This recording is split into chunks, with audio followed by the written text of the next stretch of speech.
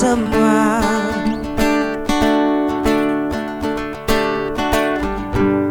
Terangi bumi, hangatkan cinta. Satukan tekad hasrat, bangkitkan jiwa. Jalan masih terbentang jauh untuk menggapai segala harapan. Oh negeriku, negeri cintaku, selalu ada dalam hatiku. Cinta negeriku, kau bangkitkan semangat hidup selalu. Oh, oh, oh.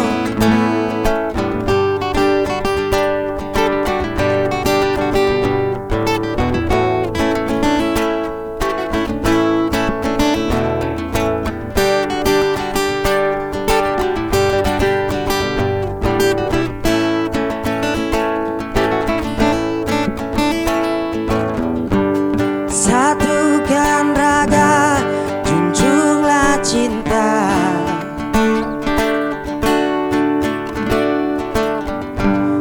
Peneguh hati, penyatu jiwa. Capailah angan dengan segenap rasa,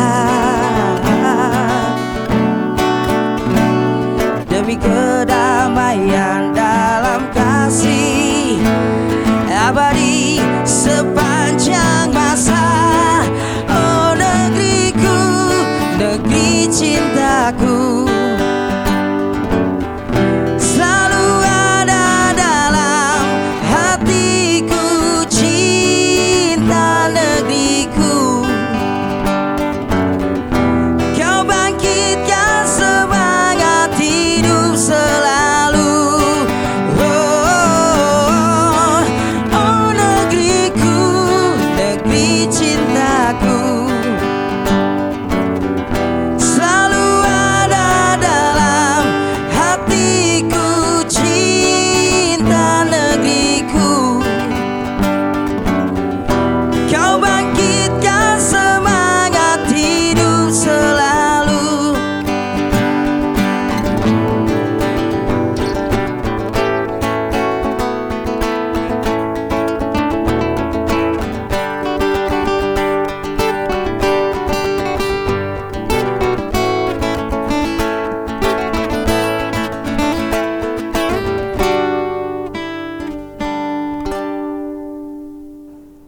Serenada sejarah, ada nada di balik kisah sejarah. Gimana Kak Roy hari ini? Hari ini sangat indah pastinya. Sangat indah ya. Tadi itu ada satu lagu manis dari Chrisye Kak Roy. Salah satu musisi idola saya tuh Kak Randi. Idola juga ya. Lagu-lagunya sangat enak didengar. Dan nggak bosan-bosannya nih Kak Roy nih. Ada yang selalu nemenin kita terus nih. Setia beliau. Tiap episode ya. Sampai episode akhir nih juga nemenin ya. Dari episode 1, 7, lalu sekarang di episode 8. Siapa lagi kalau bukan narasumber terkasih kita? Kang Jaka Perbawa.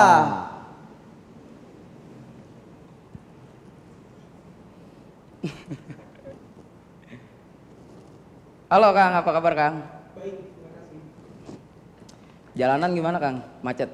Agak macet? Jalanan saya naik kereta. Oh ini Ini nggak kena macet. Nggak di jalanan berarti, di rel. Dan hari ini ada yang spesial juga nih Kak Roy, Kang Jaka, dan teman-teman di rumah juga nih. Ada yang spesial nih, kita kedatangan bintang tamu juga nih Kak Roy nih.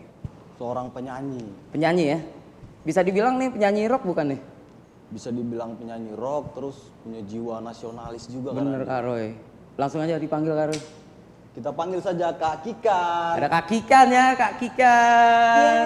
Yeay. Halo semuanya. Halo Kak Kikan. Halo, apa kabar? Semoga sehat-sehat. Alhamdulillah ya.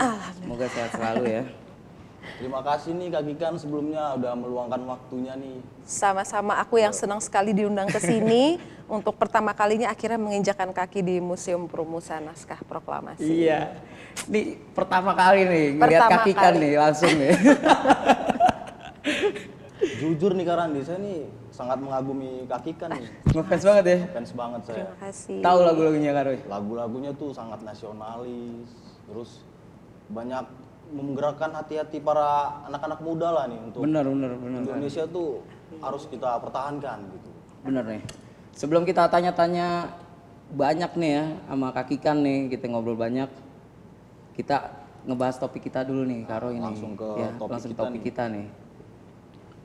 Nah, topik kali ini nih Kak Randi, kita akan bahas peristiwa proklamasi Kak Randi. Ngebahas peristiwa proklamasi ya. Detik-detiknya ya. Nah, langsung saja kita tanya pada narasumber tersayang kita. Nah, nih Kang, apa nih Kang yang mendorong tokoh-tokoh yang kita bahas sebelumnya untuk segera melakukan proklamasi kemerdekaan nih Kang? Yang mendorong mereka Kang? Prosesnya kita harus kembali dulu ke awal mula Jepang menjanjikan kemerdekaan kepada kita. Karena mulai disitulah para pemimpin kita mulai terbayang-bayang, oh suatu saat kita akan dikasih kemerdekaan. Dikasih ya, masih dikasih. Pada September 1944 itu pemerintah pendudukan Jepang menjanjikan kemerdekaan. Asal bantu kami, bantu Jepang dalam menghadapi sekutu dalam perang Asia Timur Raya, perang Pasifik. Karena situasi di akhir tahun 44 itu Jepang sudah mulai kalah perang. Di Pulau Saipan, di Kepulauan Pasifik, mulai armada-armada tempur Jepang mulai berguguran. Tapi kita tidak tahu, para pemimpin kita tidak mengetahui itu karena difilter berita tentang Belum sepak ada internet terjang juga ya. ada filterisasi juga tentang berita-berita seputar Jepang, hanya dikabarkan saja kemenangan saja, padahal ada saatnya di akhir tahun 1944 itu Jepang mulai kalah perang. Nah, Jepang mulai terdesak hingga akhirnya menjanjikan kemerdekaan dan mulailah di situ melakukan propaganda lagi untuk menggerakkan seluruh elemen bangsa Indonesia saat itu. Kita masuk ke tanggal 1 Maret 1945, di mana Jepang mengizinkan sebuah badan berdiri, Badan Penyelidik Usaha-Usaha Kemerdekaan Indonesia, yang menghimpun tokoh-tokoh dari Nusantara ini yang memiliki pengaruh di daerahnya masing-masing, yang sempat Jepang kan melakukan sensus mengenai tokoh-tokoh berpengaruh di Indonesia saat itu. Nah, mereka dikumpulkan dalam BPUPKI itu dan diberikan kebebasan. Silakan persiapkan negara Indonesia yang nanti akan merdeka mau seperti apa. Bentuk negaranya, landasan konstitusionalnya seperti apa, bentuk negaranya, wilayahnya mana saja, silakan bahas. Kami memberikan wadah untuk Indonesia mempersiapkan kemerdekaannya. Namun situasi mulai berubah ketika tepat ya di tanggal 6 Agustus 1945 dan 9 Agustus juga jatuhnya bom atom di Hiroshima dan Nagasaki. Berita itu juga tidak diketahui oleh para pemimpin kita. Nah, untuk menegaskan kembali janji kemerdekaan, dibentuklah Panitia Persiapan Kemerdekaan Indonesia pada 7 Agustus 1945. Yang bertugas melanjutkan apa yang sudah dibuat oleh BPUPKI yang telah bersidang di 29 Mei sampai 1 Juni 1945 dengan lahirnya Dasar Negara Pancasila kita. Akhirnya sidang PPKI akan dipersiapkan di tanggal 16 Agustus 1945. Namun inilah peran pemuda yang mengubah gerak sejarah Indonesia. Karena para pemuda beranggapan BPUPKI, PPKI itu merupakan bentukan Jepang. Para pemuda tidak ingin Indonesia merdeka seolah-olah diberi oleh Jepang. Oleh karenanya terjadilah persiapan dari para pemuda untuk mendesak para anggota PPKI untuk segera memproklamasikan kemerdekaan. Mereka melakukan rapat-rapat mulai di tanggal 15 Agustus 1945 ini. Jika teman-teman mau baca bagaimana proses 36 jam menuju proklamasi, kalian bisa baca bukunya BM Diah, Angkatan Baru 45, atau mau tahu tentang sepak terjang pemuda di masa Jepang, kalian bisa membaca buku Menteng 31 karya Anak Marhaen Hanafi yang diberikan namanya oleh Bung Karno, Anak Marhaen Hanafi.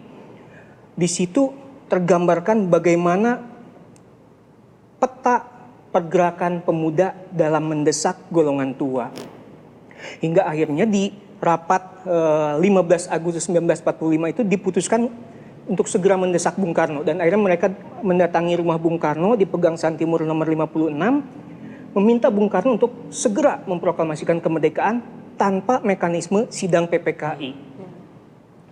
Terjadi diskusi panas di rumah Bung Karno itu karena Bung Karno berpegangan bahwa kita sudah diberikan wadah oleh Jepang untuk persiapan kemerdekaan. Kenapa tidak kita manfaatkan sidang PPKI ini yang sudah dijadwalkan 16 Agustus, jadi beberapa jam setelah peristiwa 15 Agustus itu. Akhirnya mentahlah apa desakan para pemuda di rumah Bung Karno itu, dan mereka melakukan rapat lagi di Asrama Baperpi di Jalan Cikini 71 di samping IKJ kalau sekarang. Akhirnya mereka memutuskan Bung Karno dan Bung Hatta ini sudah dipengaruhi Jepang sangat mengikuti apa yang menjadi pakem hadiah kemerdekaan dari Jepang. Akhirnya para pemuda memutuskan untuk membawa Bung Karno dan Bung Hatta pada 16 Agustus dini hari selepas makan sahur, karena waktu itu bulan puasa, bulan Ramadan, diamankanlah mereka ke Rengas Dengklok. Oh, itu Kang ya yang peristiwa Rengas Dengklok itu. Iya, peristiwa Rengas Dengklok, peristiwa pengamanan Bung Karno dan Bung Hatta ke wilayah yang aman merupakan markas tentara peta di Rengas Dengklok itu. Sidang PPKI yang sudah dijadwalkan 16 Agustus pagi tentu tidak bisa terlaksana karena ketua dan wakil ketua Bung Karno dan Bung Hatta itu sudah tidak ada di Jakarta. Akhirnya para anggota PPKI, salah satunya Ahmad Subarjo, menjemput Bung Karno dan Bung Hatta ke Rengas Dengklok untuk kembali ke Jakarta untuk persiapan kemerdekaan dengan sebuah jaminan ke para pemuda di Rengas Dengklok bahwa jika Indonesia tidak merdeka di 17 Agustus 1945, Ahmad Subarjo bersedia atau siap dihukum mati, ditembak oleh para pemuda. Akhirnya mereka kembali ke Jakarta dan mencari tahu tentang status Jepang. Jepang itu kan di tanggal 14 Agustus itu sebetulnya sudah menyatakan kalah perang dengan pidatonya Kaisar di radio NHK memerintahkan seluruh prajurit Jepang di wilayah Asia Pasifik untuk meletakkan senjatanya. Namun berita itu tidak diketahui oleh para anggota PPKI. Akhirnya mereka mendatangi Gunseikan, Angkatan Darat Jepang. Yamamoto menolak, namun kemudian Nishimura menyatakan bahwa situasi sudah berubah. Apa yang sudah dijanjikan mengenai kemerdekaan Indonesia itu sudah tidak bisa lagi dilaksanakan. Karena kami statusnya sudah menjadi alat sekutu untuk mengamankan wilayah Indonesia, jangan sampai terjadi sesuatu hal yang tidak diinginkan. Akhirnya desakan Bung Karno, Bung Hatta, dan Ahmad Subarjo, jika kalian memang tidak lagi mengizinkan Indonesia merdeka sesuai janji kalian, jangan rintangi kami merdeka dengan cara kami sendiri. Nah, di situ proses apa yang tadi hadiah Jepang sudah buyar. Nah, kembali ke yang tadi nih Kang, istilah golongan tua dan golongan muda itu. Berarti dulu ada selisih paham ya Kang antara golongan tua dan golongan muda. Perdebatan antara golongan tua dan golongan muda itu sebetulnya hanya sebuah cara pandang saja, cara untuk meraih kemerdekaan saja yang berbeda. Para golongan tua sangat-sangat memanfaatkan fasilitas dari Jepang. Wah, kebetulan nih di masa Belanda kita dikungkung, bahkan dihukum buang ke Banda Neira, ke Digul, ke Ende. Namun ketika zaman Jepang malah diberikan kebebasan. Akhirnya golongan tua memanfaatkan itu. Nah, Namun di luar sistem itu, Tan Malaka, Sultan Syahrir, yang termasuk sebetulnya kalau sesuai umur sih termasuk golongan tua. Mereka tidak ingin jangan sampai diperalat oleh keinginan Jepang untuk membantu dalam perang. Akhirnya Tan Malaka, Sultan Syahrir melakukan pendekatan kepada para pemuda, menggerakkan pemuda-pemuda revolusioner melalui gerakan bawah tanah. Jadi para golongan tua itu melakukan sidang-sidang resmi sepengetahuan Jepang, golongan muda di luar sistemnya mempersiapkan cara kemerdekaan dengan cara mereka. Yang tadi berujung seperti yang tadi saya sampaikan. Ya. Berarti sebenarnya kemerdekaan Indonesia bukan hadiah Jepang ya Kang ya? Sudah tidak lagi. Sudah tidak lagi. Memang tempat merumuskan naskah proklamasinya memang di rumah orang Jepang, di rumah Laksamana Muda Tadashi Maeda. Namun beliau meminjamkan secara pribadi. Seperti di episode sebelumnya, di saat episode Ahmad Subarjo, saya sudah ceritakan bagaimana kedekatan Ahmad Subarjo dan Laksamana Maeda melatar belakangi rumah Laksamana Maeda dijadikan tempat persiapan kemerdekaan Indonesia, pengganti sidang PPKI yang tidak terlaksana di pagi hari 16 Agustus itu. Berarti dari kita untuk kita Kang ya? Tetap, dari kita untuk kita. Nah, istilah tadi nih Kang, ada golongan tua dan golongan muda nih. Mau coba tanya ke Kak Kikan nih. Golongan tua, golongan muda pada zaman itu kan memperjuangkan kemerdekaan ya kan? Nah, untuk golongan muda saat ini nih Kak, milenial ya, kayak saya Karo, bukan kayak Karo ini. Saya masuknya mana nih? Milenial. Kalau Karo ya, kalau Kepala tiga. nah golongan muda sekarang kan untuk mempromosikan kecintaan untuk negeri kita sendiri ini Kak, gimana itu ya? Terutama sebagai musisi dan seniman, promosinya gimana tuh Kak untuk cinta terhadap negeri kita? Iya, sebetulnya kalau menurut aku pribadi ya, kita cenderung selalu mikirin sesuatu yang besar gitu ya. Saat kita bicara soal melakukan sesuatu untuk bangsa ini, kita selalu mikir sesuatu yang besar. Kayak misalnya contohnya, oh mungkin saya harus bikin perpustakaan misalnya di bidang pendidikan, membantu pemerintah di bidang pendidikan gitu misalnya. Atau saya harus bikin apa. Padahal sebetulnya nih kalau menurut aku pribadi, kita mulai dari hal-hal yang simple aja itu sebenarnya udah jadi satu bentuk kontribusi kita untuk bangsa ini. Contoh ya, misalnya yang paling simpel yang bisa dilakukan anak muda saat ini adalah belajar sungguh-sungguh benar-benar sampai selesai sekolah, kemudian ikut membangun daerahnya misalnya gitu.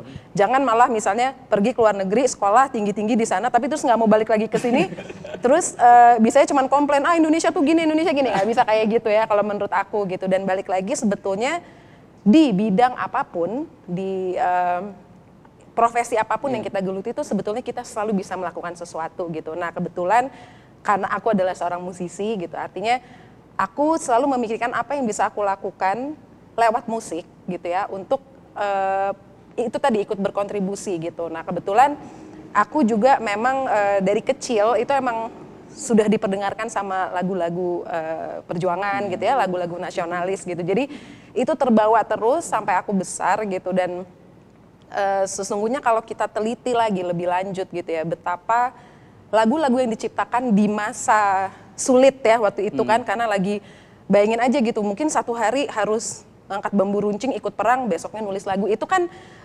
situasi yang sebetulnya sangat menekan gitu ya. Tapi dari situlah kemudian lahir lagu-lagu yang luar biasa. Ada banyak sekali sebetulnya banks-nya ya, banks lagunya itu ada banyak sekali, dan banyak sekali juga pencipta-pencipta lagu luar biasa gitu saat itu yang kemudian melahirkan karya-karya yang kalau kita dengerin sampai hari ini tuh nggak pernah surut spiritnya gitu. Spirit itu selalu bisa kita rasain gitu, nggak lekang dimakan zaman gitu. Salah satunya mungkin saya harus sebutkan Ismail Marzuki. Itu benar-benar salah satu penulis lagu yang luar biasa gitu. Nah sekarang kan sebetulnya tantangannya mungkin agak berbeda ya, karena kita udah di alam merdeka ini, kita udah nggak dijajah lagi lah istilahnya begitu ya. Nah sekarang pertanyaannya adalah, kalau jadi musisi bisa ngapain sih gitu. Salah satunya kalau saya milihnya melestarikan lagu-lagu ini Karena itulah tahun 2006 waktu itu saya masih di Coklat, saya kemudian memutuskan untuk ayo kita bikin satu album tematik yang isinya adalah lagu-lagu nasional yang kita arrange ulang. Gimana supaya aransemen ini bisa nyentuh anak muda gitu kan. Mungkin kalau dibikin aransemennya masih terlalu klasik, terlalu zaman dulu agak susah ya untuk mereka ngerasa relate gitu kan. Akhirnya ngerjain itu pun lucu tuh ceritanya waktu ngerjain itu kan satu album hanya bisa 10 lagu ya. Sementara stok lagu perjuangan kita tuh ada banyak banget gitu. Nah, masing-masing waktu itu berlima kan punya selera sendiri-sendiri. Yang ini maunya lagu ini, yang ini maunya lagu ini. Jadi itu alot juga tuh rapatnya untuk memutuskan yang mana nih. Akhirnya kita hanya bisa bikin 10 lagu. 10 lagu itu pun satu udah ada bendera, udah masuk lagu bendera. Jadi jatahnya sebenarnya tinggal 9 gitu. Tapi akhirnya setelah memutuskan berbagai hal, kita benar-benar mempertimbangkan ini harus bisa untuk semua umur, kemudian dari bisa aspeknya tuh banyak lah gitu ya, kurang lebih akhirnya kita sepakat 9 lagu tuh ini gitu, dan akhirnya kemudian kita kerjain dan alhamdulillah sambutannya juga sangat luar biasa karena sejujurnya ternyata masih banyak sekali orang tua sampai hari ini gitu ya, katakanlah angkatan saya ya, karena anak saya tuh udah SMA nih dua-duanya gitu, yang sebetulnya sangat concern mengenai betapa anak muda sekarang tuh udah pada nggak tahu nih lagu-lagu ini di Timur Matahari, terus mungkin Tanah Air kayak gitu-gitu. Mungkin mereka pernah dengar selewat-selewat aja tapi tidak pernah benar-benar mempelajari gitu liriknya bercerita tentang apa, dan ini juga menjadi salah satu hal yang kalau buat aku sangat penting untuk terus dilestarikan gitu. Kurang lebih itu sih sebagai musisi itu yang bisa aku lakukan. Mantep Kak. Nah, itu Kak Rani. Inspirasi banget nih buat kita nih, Karo Inspiratif ini. buat kita. Intinya kita kayak tadi tuh kata Kak Kikan, kita mulai dari lingkungan kita dulu. Betul. Tapi memang Kak Kikan nih emang sudah tertanam jiwa nasionalisnya dari sejak kecil. Iya, tapi kan sebetulnya ya kalau menurut aku semua orang tuh punya jiwa itu ya, kecintaan terhadap tanah. Cuman bedanya ada yang dipupuk, ada yang enggak mungkin gitu ya. Ada yang diasah dan enggak gitu. Tapi aku yakin sebetulnya semua orang punya rasa itu dan tinggal gimana aplikasinya ke bidang yang dia kerjakan, tinggal itu aja sih. Begitu Kak Rani. Karo. Nah, kali ini Kak Kikan juga bakalan nyanyi nih Kak Rani. Bakal nyanyi. Biasanya nih kita nih ya nyanyi nih di tengah untuk merefleksikan diri ya. Tapi mungkin teman-teman di rumah udah jenuh kali melihat kita. Udah jenuh ya. Nyanyi Udah bosan itu lagi lagi orangnya. Jadi langsung kita persilakan saja nih Kak Kikan. Langsung aja ya Kak Kikan ya. Siap. Udah siap Kak Kikan? Siap, aku Udah siap, nyanyi kan? dulu ya. Oke. Langsung, ini dia Kak Kikan.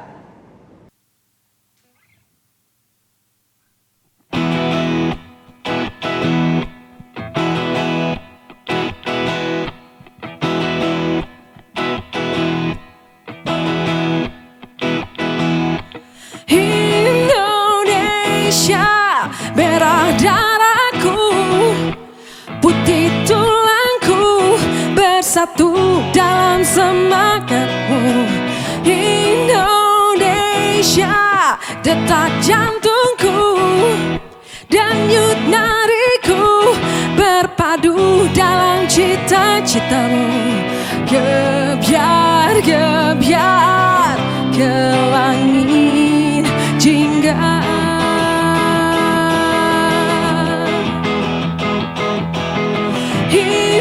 Indonesia, nafas hidupku, tumpah darahku, berpadu di alam ciptamu. Indonesia, satu bangsaku dan bahasaku, berpadu dalam cita-citamu. Gebiar-gebiar ke langit jingga.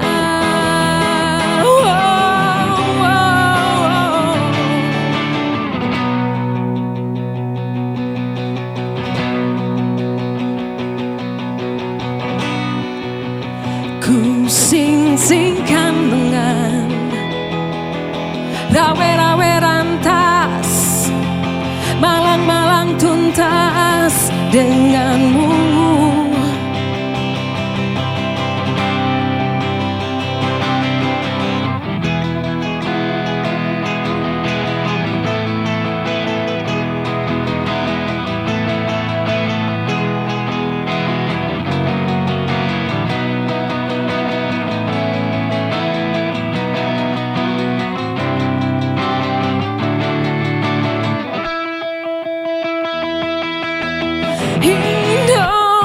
Indonesia, merah darahku, putih tulangku, bersatu dalam semangatmu. Indonesia, detak jantungku, denyut nadiku, berpadu dalam cita-citamu. Gebiar ke langit jingga, ke langit jingga.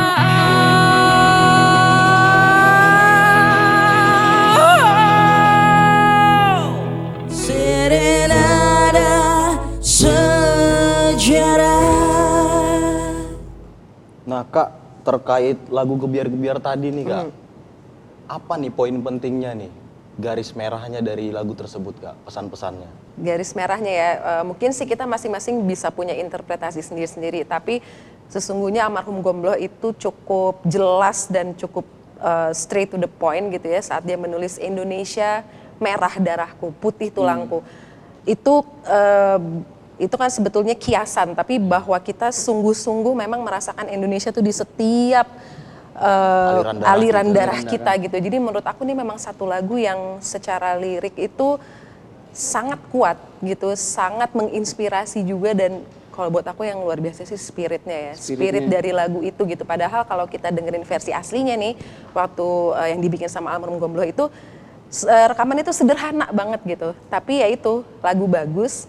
Kalau bagus dia pasti bagus, mau sederhana kayak mau complicated kayak aransemennya, dia tidak akan pernah kehilangan ruhnya itu gitu. Jadi kalau buat aku sesungguhnya spiritnya ada di situ ya, bahwa bagaimana kita sebagai orang Indonesia nih kadang suka lupa akar kita gitu, lupa roots kita tuh ada di mana. Tapi lagu itu bisa kemudian membangkitkan lagi ingatan kita, benar-benar di rephrase gitu. Jiwanya gitu, ini loh Indonesia yang gue cinta tuh kayak gini gitu. Itu lagu keren banget, liriknya luar biasa. Jadi memang menyatu gitu lagu dalam jiwa kita. Pemilihan ya. kata-katanya pun ya siapa yang terpikir ya mau bikin lagu kata-katanya gebiar-gebiar gitu. Itu kan itu cukup langka ya kalau menurut aku gitu. Tapi seorang Gombloh bisa terpikir sampai sana, artinya itu memang lagu itu pasti hadir bukan kaleng-kaleng lah gitu ya, bukan nulis aja gini, enggak, tapi itu benar-benar pasti melalui satu, kalau aku bahkan menyebutnya itu satu proses spiritual yang sangat dalam gitu. Nah, ngomong-ngomong tentang karir Kak Kikan ya, yang jiwanya sangat nasionalis sekali. Lagi sibuk apa nih Kak Kikan nih? Dengar-dengar sih lagi bikin album nih kali ini. Lagi bikin album, ya. Kalau ditanya lagi sibuk apa sih, mungkin sama teman-teman semua ya. Kita kan hanya sekali-sekali aja ngumpul kayak gini karena lagi pandemi ini gitu ya. Lebih banyak di rumah, tapi alhamdulillah juga jadi lebih banyak waktu untuk benar-benar fokus sama hal-hal yang selama ini terbengkalai, kayak misalnya contohnya bikin album gitu. Ini udah molor bertahun-tahun karena sambil kerja, jalan keluar kota, kemana-kemana, akhirnya nggak pernah benar-benar tuntas albumnya gitu.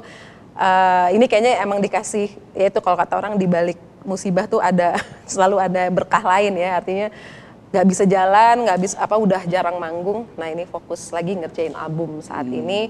Mudah-mudahan bisa kelar untuk tahun depan gitu. Amin, minta doanya semua. Bisa diterima juga karyanya. Amin, amin. Terus bisa manggung di sini lagi. Amin.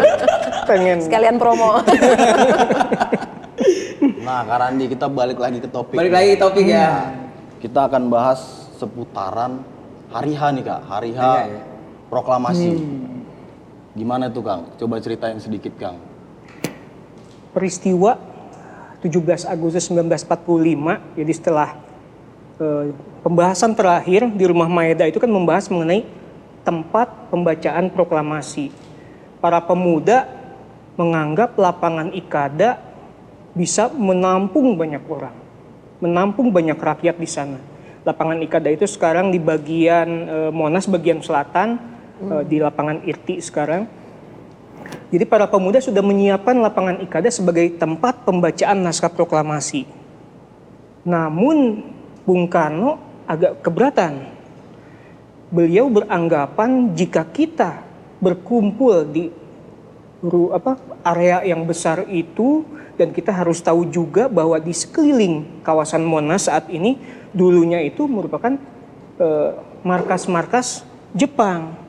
Di Medan Merdeka Utara, markas Jepang, timur juga, selatan juga. Ini akan membahayakan jika ada konsentrasi massa yang banyak menumpuk. Karena ingat tadi bahwa Angkatan Darat Jepang tidak mengizinkan Indonesia merdeka. Tiba-tiba datang massa berkumpul ke sana, Bung Karno tidak mau ambil resiko, gimana kalau mereka gelap mata menembaki rakyat yang sedang berkumpul. Akhirnya Bung Karno memutuskan di rumahnya saja, di Pegangsaan Timur nomor 56. Karena di bagian depan rumah Bung Karno itu halamannya cukup luas, dan akhirnya diputuskanlah untuk dibacakan di rumah beliau. Tapi para pemuda yang sudah menyiapkan lapangan Ikada sudah kadung meninggalkan tempat ini, sudah kadung meninggalkan rumah Laksamana Maeda karena untuk persiapan di sana. Akhirnya jumlah massa yang berkumpul di rumah Bung Karno tidak begitu banyak, ya kisaran 300 sampai 400 orang saja, karena pemuda sudah melakukan bewara, ya sudah woro-woro ke pemuda-pemuda revolusioner lainnya dan rakyat untuk berkumpul di lapangan Ikada. Hingga akhirnya di rumah Bung Karno malah ya tadi hanya 400-an orang saja. Jadi ketika akhirnya pukul 8 sudah berkumpullah para pimpinan kita, pimpinan nasional saat itu, dan sebagian pemuda dari barisan pelopor yang memang bertugas untuk menyiapkan kelengkapan acara di sana, seperti ambil mic dari mana, tongkat untuk tiang benderanya dari mana, termasuk barisan pelopor juga melakukan penjagaan, ada ring 1, ring 2, mulai dari rel kereta api. Kalau sekarang kan rel kereta apinya di atas, dulu masih di bawah. Itu udah siap ya, semacam sniper jika tiba-tiba Angkatan Darat Jepang menyerbu lokasi pembacaan naskah proklamasi. Nah, peran barisan pelopor itu mengamankan semua hal tersebut di bawah pimpinan Dr. Muwardi, dan ada anggotanya Bapak Sudiro yang merupakan kakeknya Tora Sudiro, tergabung di barisan pelopor untuk menyiapkan kelengkapan dan keamanan saat pembacaan naskah proklamasi. Ketika pukul 8 pukul 8 saat itu Bung Hatta belum datang. Dr. Muwardi sebagai pimpinan barisan pelopor sudah mendesak Bung Karno, segera bacakan Bung Karno. Rakyat sudah menanti di luar rumah. Bung Karno yang sepulang dari Maeda kondisinya agak sakit, demam tinggi karena saat detik-detik proklamasi itu Bung Karno memang kesana kemari, sempat ke Vietnam, ke kota Dalat, ketemu Marsekal Terauchi, ke Singapura menginap. Ketika datang ke Jakarta diamankan lagi ke Rengas Dengklok, balik lagi beberapa jam kemudian sudah ada di Jakarta lagi. Kondisi dua tokoh Bung Karno dan Bung Hatta dalam keadaan demam tinggi. Namun Bung Karno akhirnya mau membacakan kalau Bung Hatta sudah datang. Sebetulnya rumah Bung Hatta tidak jauh. Rumah Bung Karno Pegangsaan Timur 56, rumah Bung Hatta itu sekarang di Jalan Diponegoro 57, ya, kurang lebih 1 kilometer saja. Tapi Bung Karno tetap menanti Bung Hatta untuk membacakan naskah proklamasi. Akhirnya menjelang pukul 10 datanglah Bung Hatta dan terjadilah peristiwa yang maha penting, lahirnya bangsa Indonesia dengan dikumandangkannya naskah proklamasi 17 Agustus 1945 pukul 10 waktu itu. Nah, kejadian setelah membacakan naskah, mengibarkan bendera, menyanyikan Indonesia Raya, selesai, tiba-tiba para pemuda yang tadi dari lapangan Ikada udah dengar-dengar tempatnya dipindah ke rumah Bung Karno. Larilah mereka langsung ke sana. Nah, ketika akhirnya acara sudah selesai, mereka mendesak, tolong bacakan sekali lagi. Kami ingin mendengar lagi. Kami ketinggalan momen penting ini. Karena nggak denger kan ya? Nggak ada. Tapi Bung Hatta bicara peristiwa sejarah hanya terjadi sekali. Salah sendiri kalian telat datang. Itulah kurang lebih bagaimana proses dari pukul 4 pagi di sini hingga pukul 10 pagi di rumah Bung Karno. Apa saja peristiwa yang terjadi, bukan lagi hitungan detik ya, udah hitungan 4 ke 10 udah bukan udah milih detik lagi udah Boleh tinggal nanya nggak nunggu sih? gongnya. Boleh, silakan bertanya. Itu waktu terjadi proses pembacaan proklamasi itu disiarkan radio seluruh Indonesia atau maksudnya kalau yang sampai hari ini kita dengar si rekaman audionya itu apa memang ada badan khusus yang secara ngurusin dokumentasi gitu atau gimana ya? Nah, kalau terkait foto-foto yang di buku pelajaran sejarah Kita dulu suka kan lihat muncul itu. kan ada foto-foto, ada kurang lebih 13 foto itu hasil jepretan dua bersaudara Alex Mendur dan Frans Mendur. Mereka merupakan seorang wartawan independen di IPOS. Oke. Mereka yang mengabadikan momen itu sebetulnya ada dua role yang sempat mereka abadikan momen tersebut, namun mereka keburu disita oleh Kempeitai, oleh polisi Jepang. Namun ada satu role yang berhasil diselamatkan, ditanam, diumpetin dulu sama mereka. Akhirnya generasi saat ini bisa menangkap momen lahirnya bangsa kita hasil jepretan Alex Mendur dan Frans Mendur. Sedangkan terkait suara, nah ini mungkin kalau kita sekarang ya, kita bisa menyalahkan kru kita ya ketika kita lagi talk show ini, ada kru ternyata nggak ngerekam audionya. Ternyata tim audio tidak melakukan perekaman dan memang pada saat itu karena prosesnya memang sangat mendadak. Sudah untung barisan pelopor bisa mencarikan mic, sudah untung barisan pelopor menyiapkan tiang bendera. Kita berterima kasih kepada Alex Mendur dan Frans Mendur yang bisa mengabadikan. Jadi tidak ada rekaman audio saat pembacaan naskah proklamasi. Terus yang kita dengar selama ini itu suara Bung Karno asli atau tidak? Dan memang Bung Karno akhirnya atas desakan dari Bapak Yusuf Pronodipuro, beliau sebagai salah satu pendiri Radio Republik Indonesia juga, nah beliau meminta kepada Bung Karno, Bung minta waktunya untuk merekam kembali suara Bung Karno saat membacakan naskah proklamasi. Kan ini menjadi sebuah elemen penting, sebuah tinggalan penting, sebuah peristiwa lahirnya bangsa Indonesia. Rakyat ingin mendengarkan walaupun versi tidak asli, walaupun hanya rekaman. Dan seperti yang kita dengar, kalau namanya rekaman, suasananya sangat hening. Suara Bung Karno yang ketika kalau sedang berpidato berapi-api tidak muncul ruhnya saat perekaman ulang. Wajar lah, namanya juga direkam di studio, jadi sangat hening, tidak ada lompatan-lompatan emosi seorang Bung Karno.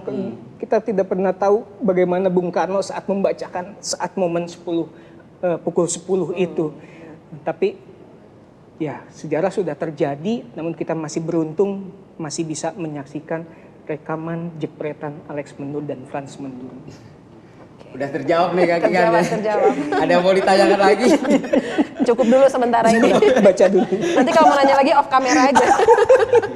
Tukeran nomor WhatsApp. Nah untuk Kaki kan nih, pesan-pesan untuk generasi milenial sekarang nih seperti apa nih? Biar cinta terhadap negeri, terutama biar memahami sejarah juga Kaki kan? Oke, pesan-pesan dari aku untuk teman-teman semua generasi muda ya saat ini, sebetulnya ini ngulang yang tadi aku udah sebutin juga sih. Intinya profesi apapun yang kamu geluti, bidang apapun yang sedang kamu jalani, kamu dalami, itu sebetulnya selalu ada cara untuk kamu bisa ikut berkontribusi untuk bangsa ini. Contoh yang paling gampang itu adalah apa yang dilakukan oleh teman-teman di sini hari ini ya. Ini bikin talk show yang keren banget, ada musiknya, ada sejarahnya, ngundang narasumber yang juga kalau kata manajer aku ini ensiklopedia berjalan ya.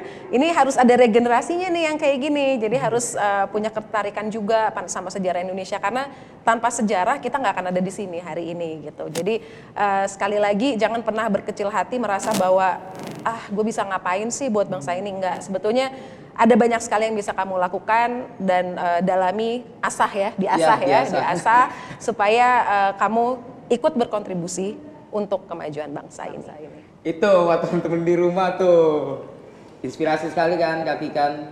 Jadi apapun yang digeluti bidangnya tekuni ya Kak ya. Iya. Bener harus ditekuni. Terus diasah karena Diasah.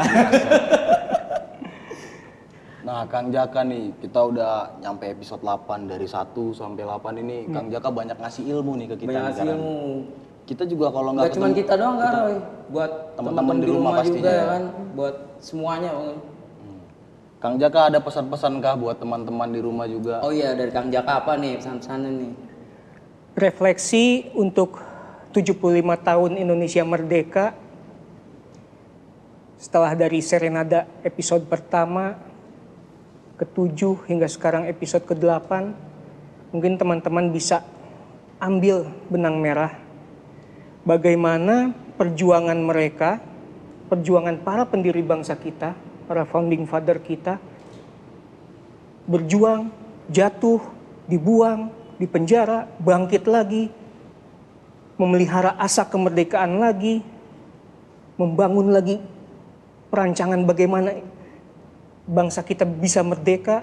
Nah, kalian bisa ambil intisari tersebut, jangan patah semangat, di tangan kalianlah Indonesia mungkin jangan cuma sampai 75 tahun, sampai 1000 tahun ke depan, semua ada di tangan kalian.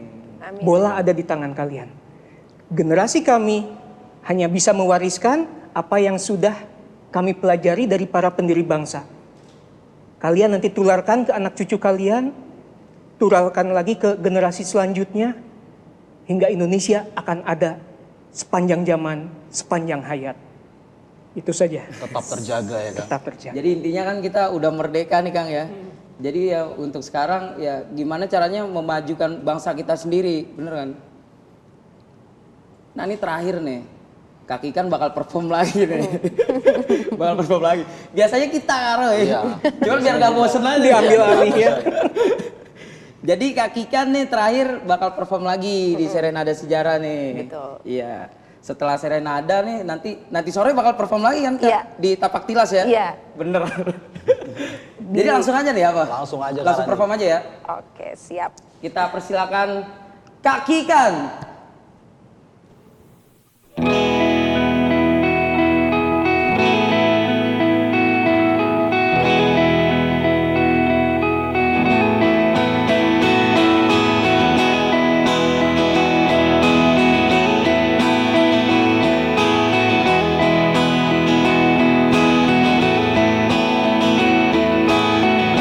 Resahku menepis rasa rindu yang mendera jiwa. Kau buat aku tersiksa.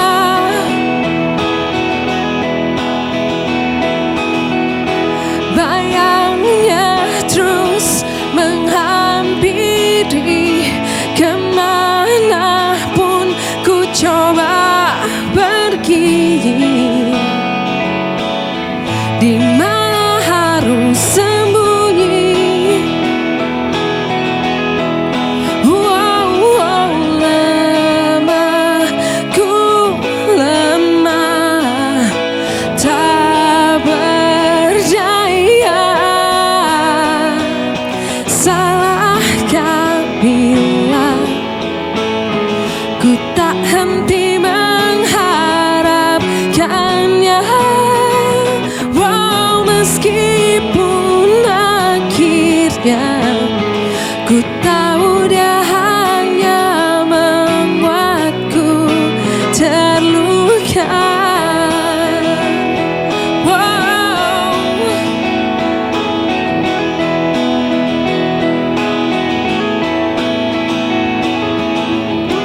Bayangnya terus menghampiri, kemanapun ku coba pergi,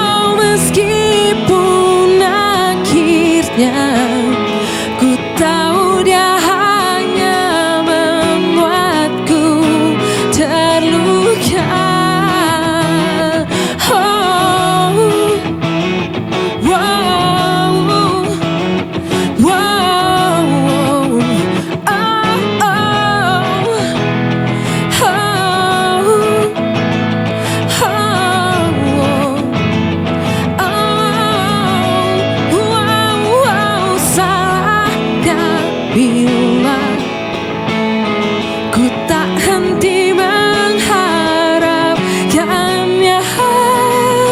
Oh, meskipun akhirnya ku tahu dia hanya membuatku salahkah bila ku tak henti mengharapkannya. Oh, meskipun akhirnya ku tahu dia hanya membuatku terluka.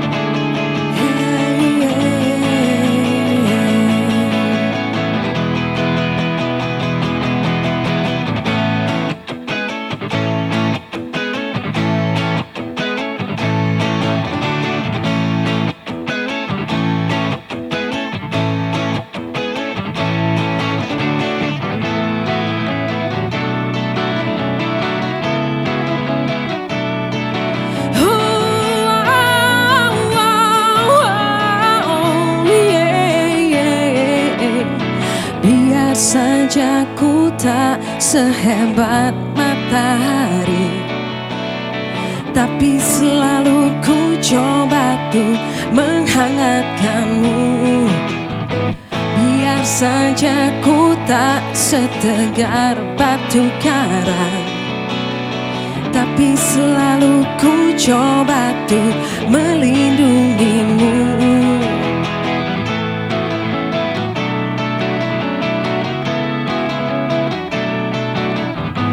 Biar saja ku tak seharum bunga mawar, tapi selalu ku coba tuh mengharumkanmu. Wow, biar saja ku tak seelok langit sore, tapi selalu ku coba tuh mengindahkanmu. Ku pertahankan kau demi kehormatan bangsa. Ku pertahankan kau demi tumpah darah semua pahlawan-pahlawanku. Merah putih teruslah kau berkibar di ujung tiang tertinggi di Indonesiaku ini. Merah putih teruslah kau berkibar di ujung tiang tertinggi di Indonesiaku ini. Merah putih teruslah kau berkibar, ku akan selalu menjagamu.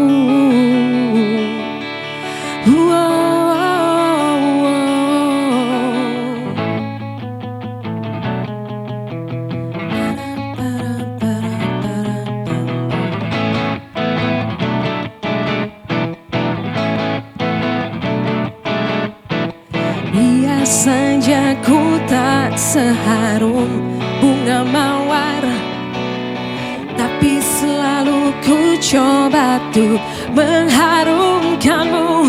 Wow, biar saja ku tak seelok langit sore, tapi selalu ku coba untuk mengindahkanmu. Ku pertahankan kau demi kehormatan bangsa.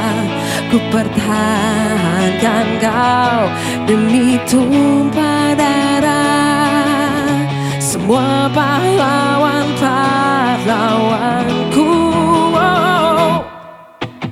Merah putih teruslah kau berkibar di ujung tiang tertinggi di Indonesiaku ini. Merah putih teruslah kau berkibar di ujung tiang tertinggi di Indonesiaku ini. Merah putih teruslah kau berkibar, ku akan selalu menjagamu. Oh, oh, oh, oh, oh, oh, yeah, yeah.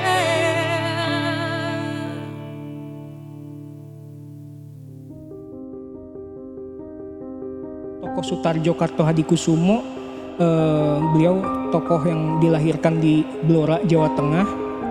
Perjuangan beliau pada masa Hindia Belanda. Untukmu yang duduk sambil diskusi. Soekarno dilahirkan di Surabaya 6 Juni tahun 1901. Banyak naskah yang dibuat oleh Soekarno semasa di pembuangan dari tahun 1933 sampai tahun 1938. Karena seni itu indah, seni itu penuh kejujuran. Apa yang ada di dalam jiwa kita, tuangkan itu menjadi sebuah karya. Bung Hatta ini dilahirkan di Bukit Tinggi pada 12 Agustus 1902. Bacalah buku, karena dengan buku kita bisa mengaplikasikan apa yang ada dalam pikiran kita, dituangkan ke dalam sebuah karya. Ahmad Subarjo ini dilahirkan pada 23 Maret tahun 1896. Ahmad Subarjo sampai bilang seperti ini, bahwa jika kalian tidak yakin bahwa kemerdekaan bisa dilaksanakan di Jakarta, kalian siap, silakan tembak mati saya di hadapan para pemuda. Oke, terima kasih. Latar belakang Sayuti Melik itu, beliau dilahirkan di Sleman, Yogyakarta pada 22 November tahun 1908. Nanti akan berakhir. Iwa Kusuma Sumantri itu dilahirkan di Ciamis pada 30 Mei tahun 1899. Seorang Iwa membela habis-habisan hak buruh-buruh di Delhi.